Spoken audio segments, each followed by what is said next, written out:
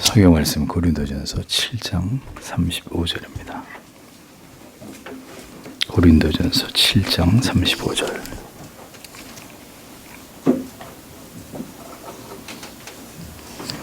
같이 읽겠습니다. 내가 이것을 말하면 너희의 유익을 위하며 너희에게 올무를 놓으려 함이 아니니 오직 너희로 하여금 이치에 합하게 하여 분요함이 없이 주를 섬기게 하려 함이라. 아멘. 10장 법을 제정하는 권세, 그 권세를 빌미로 영혼들에게 저질러진 교황과 그 신복들의 극히 야만적인 횡포와 사륙. 10장 중에 오늘은 1항에서 4항 교회의 법과 전통 그리고 하나님 앞에서의 신자의 양심에 대한 칼빈의 설명을 해설하도록 하겠습니다. 1번 인간의 전통입니다. 로마 가톨릭은 교회가 지난주에 말씀드린 대로 법을 제정하는 권세를 가지고 있다고 주장을 합니다. 그러니까 이러한 주장에 근거해서 무수한 전통들을 만들어내어서 인간들에게, 사람들에게, 영혼에게 올가미를 씌우곤 합니다. 이를테면 고해성사 같은 것이죠. 예. 성경에 없는 여러 가지 인위적으로 만든 법과 제도를 통해서 그것으로 영혼들을 이렇게 혹사시키는, 면죄부도 그런 것이고, 그렇게 하나님께 드리는 예배를 그들은 인위적인 방법으로 성경에서 벗어난 그릇된 전통들을 만들어내서 예배를 부패시켰고, 법을 제정하시는 하나님의 권한을 찬탈해서 자기들이 그것을 유용하는 악을 행하기도 했습니다. 여러분, 근데 로마 가톨릭처럼 교회가 자신들이 제정한 법으로 사람들의 양심을 제한하는 일이 과연 적법한 것인지를 우리가 생각하지 않을 수 없는 것이죠. 하나님을 예배하는 문제에 대해서도 하나님의 말씀과 무관하게 사람들이 만들어 놓은 법령들을 가리켜서 그걸 이제 인간들이 만든 전통이다 이렇게 부르는 것인데, 이것이 가톨릭 교회 안에서 관행이 되어버렸다는 거죠. 마치 진리처럼, 성경이 가르침인 것처럼 반드시 그걸 지켜야 되는 이런 전통으로 그랬던 관행이 되어버렸다. 그런데 여러분, 이런 말씀을 생각해 보면서 하나님의 말씀과 무관한 그릇된 전통이 로마 가톨릭 교회 안에만 있습니까? 오늘날의 개혁된 교회 안에도 이와 같은 요소들은 버젓이 존재합니다. 미신적인 이유나 기복적인 이유로 절기를 지키고 헌금을 강요하고 일천번제, 새벽기도회, 말씀 뽑기, 주일학교 달란트 시장, 한두 가지가 아니죠. 우리가 이미 잘 아는 바와 같이 교회가 분별 없이 행해오던 어떤 전통처럼 굳어진 일들, 전혀 그것이 교리적으로 성경적으로 적법하냐 그렇지 않느냐 여기에 대해서는 아무 관심도 없는 것이고 그냥 해왔던 것이니까 그렇게 행하는 이런 많은 문제들, 그러니까 이런 일들을 단호하게 개혁하고 교회가 하나님의 말씀과 교리 위에서 올바른 법과 제도를 지켜나가고 그것을 복원하는 일에 집중하지 않으면 안 된다 하는 것입니다. 교회가 그릇된 전통을 만들어서 그것이 신령하며 영혼에 관계되는 영생을 얻는데 마치 필수적인 것처럼 이렇게 가르치고 이런 것들을 선전하는 이런 일들에 대해서 칼빈이 강력하게 이것을 비판하고 경계했듯이, 오늘날도 교회가 그릇된 전통이라는 이름으로 자행하는 일들 가운데 성경과 진리에서 벗어나는 것이 없느냐, 철저하게 이것을 살필 필요가 있다는 것입니다. 부활절에 교회에서 계란 삶아가지고 나눠주는 일들 아직도 하잖아요. 아직도 하고, 크리스마스 때 교회에서 청년들 선물 교환하는 이런 일들 여전히 그 뭐가 잘못되는지 관심도 없이 그런 일들을 버젓이 우리가 하지 않습니까? 전통이란 이름으로, 관행이란 이름으로. 그런 부분부터 개혁의 칼을 대서 바로 잡아 나아가야 하는 것이죠. 이런 일들을 교회가 올바로 수행하지 않을 때 칼빈은 이 그리스도의 나라를 침범당하는 것이다. 신자들에게 주신 양심의 자유가 철저히 짓밟히고 말살되는 이런 일들이 일어날 수밖에 없다 이렇게 본 것입니다. 그러니까 누구도 성경이 아닌, 성경에서 벗어난 인간들의 주장에 의해서 법을 세울 수 없고 그것을 전통이라는 이름으로 성도에게 강요할 수는 없는 것이라는 거죠. 그런 것을 지킴으로써 죄 용서와 의와 구원을 구하라고 가르칠 수도 없습니다. 캐톨릭처럼. 그럼에도 불구하고 신앙의 여러 불건전한 요소들이 기복적인 동기와 맞물리게 되면 이런 일들이 가져오는 효과는 가히 폭발적이죠. 누가 그걸 말리겠습니까? 복이라는데 복과 연결된 어떤 것들을 교회가 만들어서 이렇게 그런 것들을 전통처럼 만들어 놓으면 말리기 어려워요. 그것도 멈추기 어렵습니다. 포기시키는데 상당한 시간이 걸린다고요. 교회가 이런 것들을 주의하고 경계하지 않으면 분명히 안 된다라는 거죠. 그리스도로 말미암아 자유하게 된 문제들에 대해서도 누구도 그릇된 의무를 부과해서는 안 된다. 칼빈은 여기에 대해서 목소리를 분명히 높이지 않습니까? 누구든 양심의 자유를 얻지 못하면 그의 영혼은 하나님 앞에서 평강을 누릴 수가 없다는 것입니다. 그렇죠? 가령 신자가 주일에 예배를 드리지 않고 예를 들면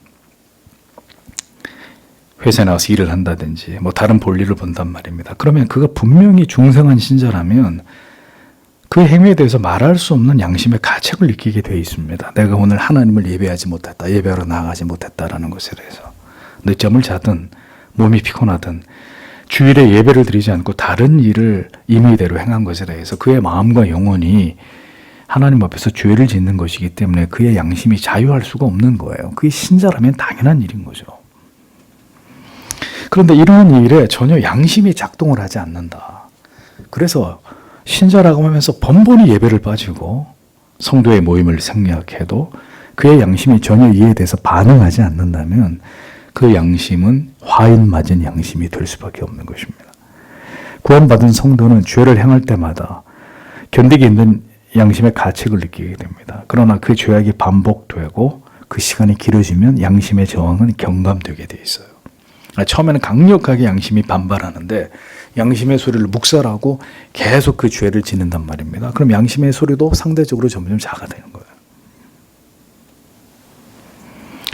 그렇게 자신의 죄를 자각하지 못할 정도로 양심이 무뎌지게 될 때 그의 영혼은 이제 깊은 침체의 수면 아래로 가라앉게 되는 것입니다. 생명의 징후가 거의 느껴지지 않는 마치 중환자실에 여러 기기에 의존해서 누워있는 환자처럼 그의 영혼이 깊이 잠이 들게 되는 일들이 일어나게 되는 것입니다. 신자들이 그리스도 안에서 얻은 은혜를 유지하려면 오직 그리스도만을 유일한 왕으로 인정하고 자유의 법인 복음의 거룩한 말씀에만 지배를 다스림을 받아야 되는 것입니다. 어떤 인간적인 굴레나 어떤 사슬에 매여 있어서는 안 된다는 거죠. 누구에게도 속박당하거나 구속을 받거나 눈치를 보거나 이런 일들이 신앙 안에서 있어서는 안 된다는 것입니다. 오직 하나님의 법, 하나님과 나 사이에 어떤 것도 가로막혀서 그것을 끊임없이 의식하고 그것 때문에 눈치를 보고 자유한 게 아니에요. 오직 하나님의 말씀 앞에서 하나님과 나 사이에 어떤 것도 가로막힘이 없이 어떤 사람의 말 따위에 제어받지 않고 그 신앙의 양심의 자유에 따라서 하나님을 신앙하는 것이 마땅한 것입니다. 단 그 양심의 자유가 정상적으로 옳게 작동하려면 그가 하나님의 말씀 위에 있어야 돼요. 따라서 그가 하나님의 말씀에 대한 분명한 지식을 가지고 있어야 돼요. 말씀에 대한 지식이 없거나 그 지식이 왜곡되어 있으면 양심도 왜곡되게 작동하는 거예요. 정확한 하나님의 말씀, 정교한 하나님의 말씀에 대한 이해와 깊이 있는 깨달음이 누적돼 갈 때 그 양심도 진리 안에서 정상적으로 작동하는 것입니다.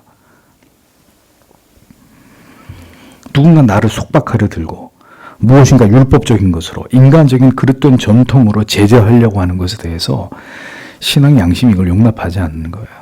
진리 앞에서, 올바른 교리 앞에서 우리의 영혼은 떳떳하거나 혹은 그 앞에서 우리의 허물과 죄와 연약함이 드러나게 될 뿐입니다. 그러니까 사람을 의식하는 어떤 억압에 대해서도 그것을 거부하고 오직 진리에 대해서만 매이고 묶이는 자들이 되어야 합니다. 그것이 우리의 영혼이 자유한 가운데 하나님을 신앙하는 길입니다. 하나님은 진리 안에서 우리를 자유자로 세웠는데 누가 그 자유를 억압한단 말이에요. 누가? 국가가? 아니면 어떤 개인이? 어떤 권력이? 있을 수 없는 일입니다. 두 번째, 양심을 얽어매는 로마 교회의 법들.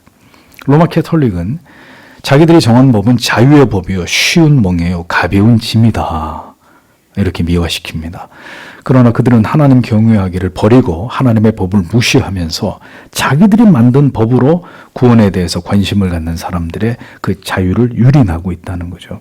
바울이 고린도전서 7장 35절에 이렇게 말했잖아요. 내가 이것을 말하면 너희의 유익을 위하며 너희에게 올무를 놓으려 함이 아니니 오직 너희로 하여금 이치에 합하게 하여 분요함이 없이 주를 섬기게 하려 함이라. 분명히 이렇게 얘기했습니다. 사도는 사람들의 영혼이 올무에 매이지 않게 하는 문제를 굉장히 조심스럽게 다루고 있습니다. 주께서 자유에 맡긴 문제에 대해서 인간이 억지로 의무를 부과하면 양심이 큰 상처를 받게 된다는 것을 바울이 분명히 알고 있었다고 칼빈이 증언을 합니다. 성경이 이렇게 영혼의 양심을 따라서 하나님 앞에서 반응하는 것을 중요하게 여김에도 불구하고 사람들이 법을 만들어가지고 말이죠. 마치 그것을 지키지 않으면 영혼이 죽음의 고통으로 형벌을 받는 것처럼 마치 대단히 신앙이 잘못된 것처럼 이렇게 여기게 하면서 구원을 얻는데 마치 필수적인 조건을 극심하게 이렇게 요구하고 있으니 그런 법을 결코 용납할 수 없다고 칼빈이 분명히 얘기하는 것입니다. 그러니까 누구도 그것이 진리의 법이 아닌 것을 절대화할 수 없다는 거죠. 반드시 이것을 지키지 않으면 이단이라고 올바른 교회가 아니라고 이 사사로이 단정할 수 없는 것입니다. 개혁된 교회들이 바른 법과 전통을 지켜 나아가고 그것을 복원하는 것은 굉장히 중요한 일인데 스스로 오류에 빠지는 일들을 지양해야 합니다. 응? 극단적인 혹은 지나친 엄격주의에 치우쳐서 그것을 강요하고 어떤 특정한 신앙의 행위만을 올바른 것이라고 여기고 그렇지 않은 모든 신앙을 정죄하고 비판하고 인정하지 않으려고 하는 이런 경직된 판단과 태도에 고착되는 이런 고집을 버려야 합니다.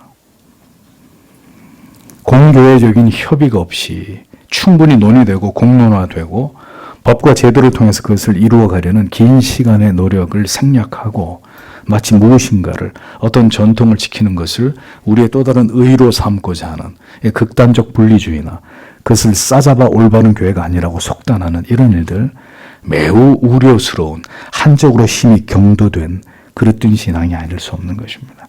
그러니까 캐톨릭 역시 그들이 전통과 법을 만들고 그걸 지키지 않으면 안 된다고 그것을 속박하고 강요했단 말이죠. 이단으로 정죄해버리고 출교시키고 성직을 박탈하고 스스로 양심의 자유함 가운데 성경을 통해서 판단하게 하는 것이 아니라 교회가 법을 정해서 그걸 지키지 않으면 안 되도록 그것이 구원과 바른 믿음의 필수적인 요소인 것처럼 이렇게 규정해버리고 그걸 요구하는 거예요. 지키라고. 유대주의적 율법주의의 짐을 카톨릭은 그들의 신도들에게 지우고 사람들로 하여금 혼란스러움과 극심한 고뇌와 공포를 가지고 하나님을 신앙하도록 만들었습니다. 무엇인가를 해야 하고 혹은 하지 말아야 하고 이러한 강박에 사로잡혀서 아직도 믿음이 무엇인지를 온전히 이해하지 못한 사람들의 영혼과 양심을 억압하는 이런 일들을 했단 말이죠. 그게 과연 올바른 믿음으로 그리스도 안에서 자유한 믿음으로 성장하게 하는 그런 일이냐? 아니라는 거예요. 여러분들에게 누누이 말씀드립니다. 어떤 지식이 그 신앙을 앞서면 안 된다. 지식만 계속 쌓여가면 신앙은 저 밑바닥에 있는 사람이 지식만 계속 축적하게 되면 그 지식 가지고 모든 사람들을 난도질하는 데 사용한단 말이에요. 자기 믿음은 저 밑바닥인데 모든 사람을 다 비판의 칼날 위에 올려놓고 다 이렇게 난도질한다. 누군 뭐가 잘못되고 뭐가 잘못되고 자기 신앙은 저 밑바닥인데 이 믿음이 옳은 믿음이에요. 하나님 보실 때. 그런 오류에 빠져드는 거예요. 오류에.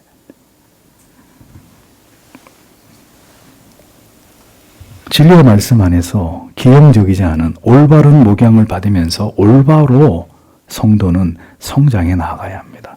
칼빈은 마치 구원에 있어 필수적인 요소들을 명령하기라도 하는 것처럼 하나님 앞에서 내적으로 영혼들을 얽어매고 양심의 거리낌을 갖게 하기 위해서 만들어 놓은 그러한 덫과 같은 법들을 공격한다고 말합니다. 우리가 우리의 양심의 자유를 강조하면서 다른 사람의 영혼을 우리의 주장으로 강압하고 속박하고 판단하려고 한다면 여러분 이게 카톨릭하고 뭐가 다르죠? 결과가 과정을 정당화할 수 없는 것입니다. 모든 목적이 수단을 합리화할 수 없는 거예요. 성경과 교리를 더 깊이 들여다보면 그러한 지나친 극단적 엄격주의, 분리주의만이 답이 아니라 더 중요한 것이 무엇인지를 분명히 깨닫게 되는 것입니다. 세 번째, 양심의 본질. 양심의 자유를 논함에 있어서 외부적인 심판과 양심의 심판의 차이를 분명하게 구별할 필요가 있습니다. 바울은 로마서 13장 1절에서 이렇게 말합니다. 각 사람은 위에 있는 권세들에게 굴복하라. 권세는 하나님께로 나지 않음이 없나니 모든 권세는 다 하나님의 정하신 바라라고 기록하고 있습니다. 자, 성경은 통치자들에게 복종하라고 말씀합니다. 형벌의 두려움 때문이 아니라 양심 때문이라도 그렇게 하는 게 옳다고 가르칩니다. 자, 이렇게 양심이 시민법에 매이게 된다면, 자, 그럼 양심의 자유를 언급한 부분과 어떻게 돼요? 상충이 되는 거죠. 상충이. 모든 통치자에게 복종해야 되는데, 그 통치자가 옳은 통치자가 아니에요. 그럼 양심의 거기에 대해서 저항하게 되는데, 자, 그럼 어떻게 해야 되느냐? 자, 이런 문제가 생기는 거죠. 세속의 통치자들이 불법을 행해도 양심의 자유에서 호소하는 이 저항을 억압한 채로 그냥 무조건 복종해야 되는 게 이게 맞는 건지 본질적인 의문이 생겨나게 된다는 겁니다. 그래서 칼빈은 이것을 설명하기 전에 먼저 양심에 대해서 논합니다. 사람들이 정신과 이해력으로 사물의 개념을 파악할 때 그들이 그것을 안다고 말하고 거기서 지식이라는 단어가 파생됐다는 거죠. 그러니까 to know라는 단어에서 knowledge라는 단어가 영어에서 나왔다는 겁니다. 그러니까 사람들이 하나님의 심판을 자기들의 죄들을 감추어 주는 것이 아니라 심판대 앞에 그것들을 내어놓고 그것들에 대해서 책임을 묻는 증인으로 의식하게 되면 그 의식을 가리켜서 양심이라고 부른다. 칼빈이 이렇게 정의를 한 거예요. 하나님의 심판대 앞에서 그것들을 내어놓고 그것들에 대해서 책임을 묻는 그 정도로 하나님의 율법 앞에서 우리가 드러나는 어떤 모든 문제들, 그 책임에 대해서 그 책임을 묻는 증인을 의식하는 이런 우리의 마음의 어떤 그 기능, 그 움직임, 이것을 양심이라고 부른다고 말했단 말입니다. 그러니까 그것은 하나님과 사람 사이 일종의 중간적인 위치에 있어서 사람으로 하여금 자기가 아는 바, 자기 속에 있는 것을 억누르도록 허용하지 않을 뿐더러 그 사람을 계속 추궁해서 자기의 죄를 시인하는 데까지 이르도록 만드는 것이다. 무엇이 인간의 양심이 그렇다는 거죠. 이것이 바로 양심의 증거가 되고 그 생각들이 서로 혹은 고발하여 혹은 변명한다는 말의 가르침의 의미라고 밝히고 있는 것입니다. 양심에서 비롯해서 그 양심의 고소를 우리가 듣는 것이고 그 양심에 따라서 우리가 변명하게 되는 것이고 한 가지 지각이 사람 속에서 작동하고 있어서 그것에 대한 느낌이 사람을 하나님의 심판대 앞으로 이끌어가고 마치 사람에게 붙여진 감시인처럼 그 은밀한 모든 비밀들을 다 살피고 관찰하고 하나도 어둠 속에 묻혀지지 않도록 작동하는, 우리 안에서 작동하고 있는 그것이 양심의 작용이다. 그래서 사람을 다 속일 수는 있어요. 자기 자신도 속이는 듯해요. 근데 양심은 못 속이는. 그래서 양심은 천명의 증인이다. 이런 말이 있다는 거죠. 천명의 증인이다. 베드로도 베드로전서 3장 21절에서 물은 예수 그리스도의 부활하심으로 말미암아 이제 너희를 구원하는 편이 곧 세례라 육체의 더러운 것을 제하여 버림이 아니요 오직 선한 양심이 하나님을 향하여 찾아가는 것이라. 예수 믿기 전에 거듭나기 전에 양심은 고장난 양심이에요. 고장난 양심. 근데 예수를 믿고 거듭나고 하나님의 말씀이 깊이 그를 터치하고 율법의 거울 앞에서 날마다 우리의 죄가 들통나면서 우리 양심이 무뎌졌던 양심이 갈아지고 그 양심이 잘 하나님의 진리의 말씀 안에서 연마되면 아주 센시티브한 이런 양심이 되는 거죠. 즉각 즉시 하나님의 말씀 앞에서 반응하고 나타난 죄에 대해서 즉시 작동하는.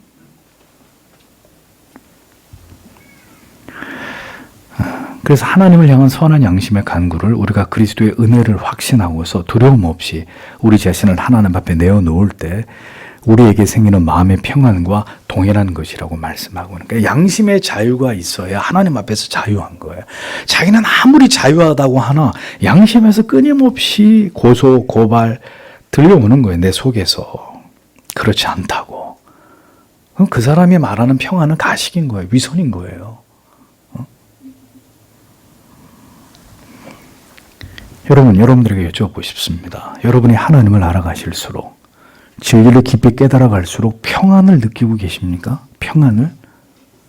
어떤 강박이나 뭘 반드시 지켜야 된다는 이 두려움, 불안함이 있는 게 아니라 뭘 하나님을 더 깊이 알고 진리를 깊이 알아갈수록 여러분의 마음의 영혼의 자유함이, 평안함이 있냐고요. 근데 그렇지 않다. 뭔가 바른 것을 열심히 쫓아가는데 늘 강박관념을 갖게 되고 불안하고 초조하고 이렇다면 여러분들이 지금 하나님의 말씀을 알아가는 것을 통해서 여러분들의 영혼이, 여러분들의 양심이 정상적으로 지금 성장하고 있지 않다는 거예요. 뭐가 기형화되고 있다는 거지 지금. 그리스도 안에서 진정한 자유함을 받아놓고도 율법의 강박 아래서 여전히 양심의 자유함과 평안함이 없이 무엇에 언제든 쫓기듯이, 그렇게 하지 않으면 큰일이 나는 것처럼 내 자신과 다른 사람들을 감시하듯이 바라보면서 그 경직됨을 버리지 못한 채로 무엇인가 끊임없이 이렇게 얽어먹고, 자기도 얽어먹고 가족도 얽어먹고 막 지체도 얽어먹고 맨날 이렇게 얽어먹고 있는 이런 삶을 여러분들이 살아가고 있지 않는지를 돌아보시란 말입니다. 도대체 그리스도 안에서 자유함이라는 게 뭐냐? 난 방종을 말하는 게 아닙니다. 히브리서 10장 2절에 다시 죄를 깨닫는 일이 없으리라는 말씀의 의미가, 우리가 자유함을 받았고 혹은 용서함을 받았으므로 죄가 더 이상 우리를 정죄할 수 없다는 의미인 것을 올바로 알고 우리가 하나님을 섬기고 있는 것인지를 분명히 살필 필요가 있습니다. 저는 여러분들이 반율법주의로, 율법 폐인론으로 가져 좋다는 말을 하고 있는 것도 아니고, 여러분들이 지나친 율법주의에 빠져서 그리스도 안에서 주신 자유함을 맛보지 못하는 경도된 신앙생활을 하는 것도 잘못됐다고 얘기하는 거예요. 근데 항상 보면 이렇게 양쪽으로 치우치는 경향이 있다고요. 그 중도에서 하나님 말씀이 주시는 그 자유함과 평강을 누리는 게 아니라 여러분들의 표정 속에서 그 경직된 게 보인다고요. 경직된 게. 아니면 아무 생각 없이 그냥 전혀 율법에 개의치 않고 방종하며 살아가는 자유분방함이 보이든지. 둘 중에 하나예요. 어떻게.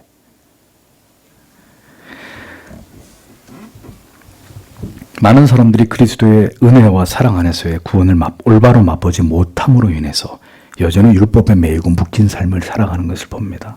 또 구원받은 하나님의 백성들에게 하나님이 원하시는 하나님의 영광을 위한 삶에 대한 율법적 이해가 없다 보니까 아주 지극히 방만하고 방종하는, 그것을 자기 합리화하는 무질서한 삶을 봅니다. 그러니까 양쪽 다 치우친 믿음이에요. 그래서 그 자신뿐 아니라 타인의 영혼까지 얽어매서 자유와 평안을 맛보지 못하게 하는, 혹은 방종이 치우치게 만드는, 경거망동하게 하는 지극히 천박하고 가벼운 믿음을 가진 신자를 만들어내는, 양쪽 다 올바른 신앙의 모습이 아니라는 거죠. 언제나 율법의 기준으로 판단하고 정죄하고 비판할 뿐인, 자기 눈에 들보는 깨닫지 못하고 다른 사람 눈에 티를 문제 삼는 그런 신앙의 모습, 과연 무엇이 진정한 믿음인지 우리는 머리뿐 아니라 가슴으로 그것을 깨닫는 은혜가 필요합니다. 사람이 아닌 하나님 앞에서의 평안함, 자유함, 여러분 그게 진정한 양심의 자유잖아요. 양심의 자유. 율법이나 사람에 의한 강박이 아니라, 속박이 아니라 그리스도 안에서의 모든 정죄로부터의 자유, 신자의 양심은 먼저 그것으로 인해 자유와 기쁨을 맛보는 게 첫 번째라, 먼저라고요. 그리고 율법은 율법이 아닌 하나님을 향한 자발적 사랑에서 비롯되어야 되는 것입니다. 여러분들에게 누누이 말씀드리다시피. 그러할 때 그 율법의 잣대로 남을 찌르고 자기를 찔러가지고 언제나 경직된 모습으로 정죄와 비난을 일삼는 무례하고 기형적인 그릇된 믿음에서 자기를 지킬 수 있는 거예요. 은혜와 사랑과 평안이 넘치는 신앙의 모습으로 하나님을 사랑하고 지체들을 사랑하는 온유한 신앙의 자세를 지켜나갈 수 있는 것입니다. 그러니까 뭐가 하나님을 신앙하는 바른 신앙의 모습이냐? 뭐가? 이 점에 대해서 여러분들이 분명한 이해를 반드시 가지고 있어야 합니다. 네 번째, 양심의 속박과 자유. 양심은 하나님과의 관계에 있어서 중요한 부분입니다. 선한 양심은 외적인 경직됨과 날카로움이 아니라 내적인 마음의 순전함입니다. 바울은 디모데전서 1장 5절에서 경계의 목적은 청결한 마음과 선한 양심과 거짓이 없는 믿음으로 나는 뭐라고요? 사랑이거늘. 사랑이라고 얘기했어요. 사랑이라고. 이 양심을 버렸고 믿음에 관하여 파선했다. 이렇게 밝히고 있죠. 이런 말씀을 통해서 그는 양심이란 하나님을 예배하고자 하는 살아있는 사모하며 경건하고 거룩한 삶을 살고자 하는 신실한 의도임을 시사하고 있는 것을 볼 수 있습니다. 양심은 사람과의 관계에서도 분명히 작동을 합니다. 바울은 자기가 하나님과 사람에 대해서 항상 양심의 거리낌이 없기를 힘쓰고 있다는 것을 증언하고 있죠. 그래서 양심의 유익, 양심의 축복들이 사람들에게까지 아름다운 영향을 미치는 게 중요하다는 얘기를 합니다. 양심에 따라 행하는 것이 다른 사람들을 정죄하고 비난하는 것이라면 그것은 양심의 축복이 아니라 양심을 통한 은혜와 거리가 먼 것이다. 이렇게 얘기를 합니다. 자기의 양심을 지키고자 다른 사람의 양심을 무참하게 짓밟는 것은 선한 양심의 발로가 아니라 또 다른 율법주의와 자기의의 망령에서 비롯된 악일 뿐인 거예요. 그럼에도 불구하고 중요한 것은 양심의 기능은 사람과의 관계의 문제에 있어서의 본질이 아니라 하나님과 나, 하나님과의 관계에 있어서의 이 문제가 본질적인 것이라는 거죠. 사람과 사람 사이의 도리의 문제가 아니라 하나님과의 문제가 우선이라는 거죠. 그래서 우리는 여러분 하나님을 예배할 수밖에 없는 겁니다. 이웃을 사랑하지 않는다 이런 오명을 쓰고도 이런 시대에 하나님을 예배함을 멈출 수가 없는 거예요. 왜? 우리의 선한 양심의 문제, 하나님과의 관계를 굳건히 지키고자 하는 우리의 양심의 문제이기 때문에 그렇습니다. 사람이 사람을 얽어맬 경우 그들의 양심을 고려하지 않고 사람의 법으로 양심을 얽어맨단 말이죠. 올바른 게 아니란 말입니다. 신앙은 강압하고 강요하고 어떤 조건을 따라서 이렇게 안 하면 이렇게 안 해줄 거야. 이런 것을 가지고 신앙의 동기를 부여하는 게 아닙니다. 양심이 작동하는 것은 하나님께서 우리의 마음을 순결하게 지키시고 모든 정욕에서 깨끗하게 지킬 것을 가르치실 뿐 아니라 음란한 언어와 겉으로 드러나는 방종들을 금하기도 하심으로 말미암은 것입니다. 그래서 그렇게 양심이 하나님 앞에서 살아있는 경우 세상에 나 혼자만 살아가고 있다 하더라도 하나님 앞에서 나의 양심이 하나님의 법을 준수하는 일에 스스로 매이게 되는 것입니다. 그것이 가장 바람직한 양심의 상태라고 칼빈이 말하는 거예요. 이 세상에 나 혼자만 있어도 하나님의 법에 스스로 내가 매이는 거죠. 아무도 세상에 나 혼자 있다니까 아무도 보는 사람이 없는데 내가 하나님의 법을 지켜요. 하나님의 도덕적 통치를 받는 거예요. 그렇게 할 수 있는 이유가 뭘까요? 내가 어떤 사람을 진실되게 사랑하고 있어요. 어떤 여자를 진실되게 사랑하고 있어요.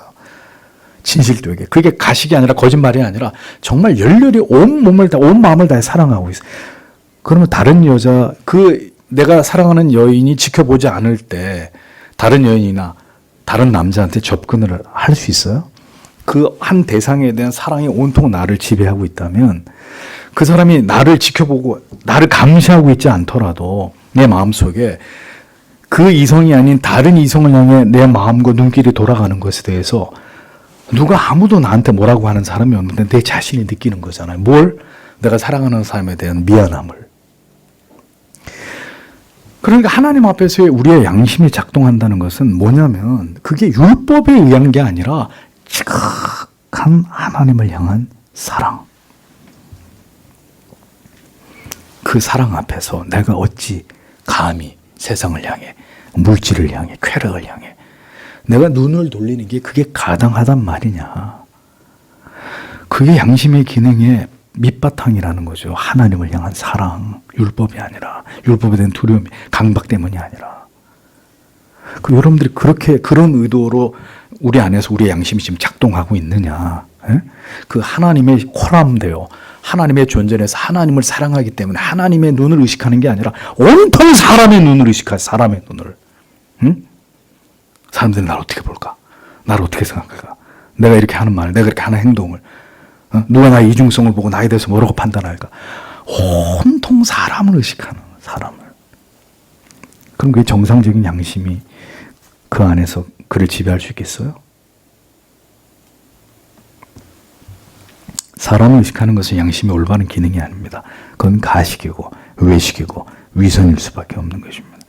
하나님의 시선을 의식하는 것이, 그 사랑을 깊이 가슴에 담아 그 사랑이 우리 안에서 양심의 기능을 움직이게 하는 그것이란 말입니다. 그거. 사람들 앞에서는 경건한 척하면서 스스로는 사람들의 눈을 피해서 교묘하게 법을 어기고 있다. 양심을 속이고 있는 사람이 양심을. 그리고 그걸 끊임없이 합리화하는, 끊임없이. 그러니까 자기는 괜찮고 다른 사람은 다 그렇게 하면 안 되는 거고. 하나님 앞에서 죄를 범하고 있는 것이죠. 죄를. 그래서 여러분, 성경에 나오는 거짓 교사와 거짓 사도들 특징이 뭡니까? 거짓 선지자들.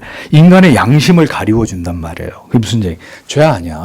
하나님 다 이해하셔. 면죄부를 줘서 양심의 가책으로부터 비껴서게 만드는 거죠. 스스로 합리화할 수 있는 길을 터주는 거예요. 괜찮아. 그렇게 해도 상관없어. 뭐 다 그렇게 하는데. 죄 아니야, 그거. 그런 거죠. 그러하게 사람들이 그런 사람들을 좋아하는 거예요. 적당히 믿어도 괜찮다고 얘기해 주니까. 꼭 그렇게 안 믿어도 상관없다고 얘기해 주니까. 그렇게 말해주는 그를 믿는 것으로 자기들의 양심의 가책을 더는 거예요. 아무개 목사님이 신학자가 이렇게 얘기했다고. 그러니까 괜찮은 거예요. 그 사람한테 그 닭을 전가시켜 책임을 다 떠넘기고, 그 사람에게 그것을 떠넘기고, 그 사람의 등 뒤에 서서 양심의 가책을 지우는 거죠. 그 사람의 말만 믿으면 죄가 아닌 것으로 여겨질 수 있기 때문에 그 사람을 추종하는, 쫓는 거예요. 뭐라 그러면 저 사람이 그렇게 얘기했다고. 난 저 사람 말을 믿고 다른 죄밖에 없다고. 켈빈은 중립적인 아디아포라의 문제에 대해서도 언급을 합니다. 선하지도 악하지도 않은 것. 이런 문제를 다룰 때 고려해야 되는 게 뭐냐? 나중에 이 문제를 다시 얘기하겠지만 양심의 문제라는 거예요. 명확하게 성경에 이게 죄가 아니다 분명한 그 판단의 근거가 정확치가 않아요.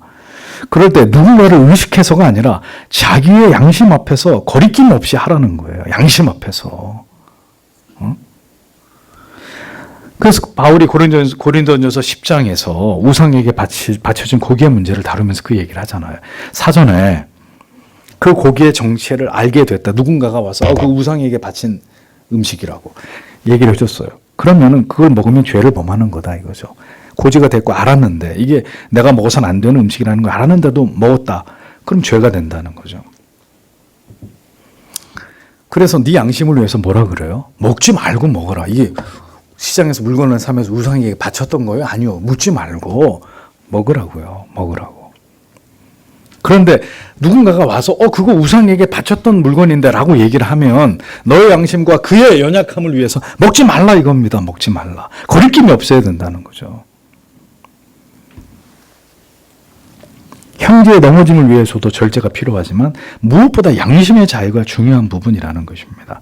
외적인 행위이기 전에 양심의 자유를 위해서 묻지 말고 먹을 수 있음에 대해서 사전의 지식이 없다면 그렇게 하는 문제를 허용하고 있는 것을 이야기하는 거죠.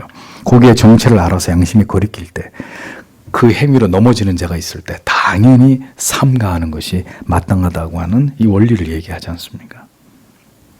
양심의 자유에는 그의 양심이 분명하고 올바른 진리의 기준 안에 있을 때 그 양심도 올바로 작동할 수 있는 거예요. 그래서 여러분들에게 자주 말씀드리는 게, 바울이 선한 양심을 가져라. 정확한 양심, 올바른 양심, 성경에 기반한 양심, 그냥 네 양심이 아니라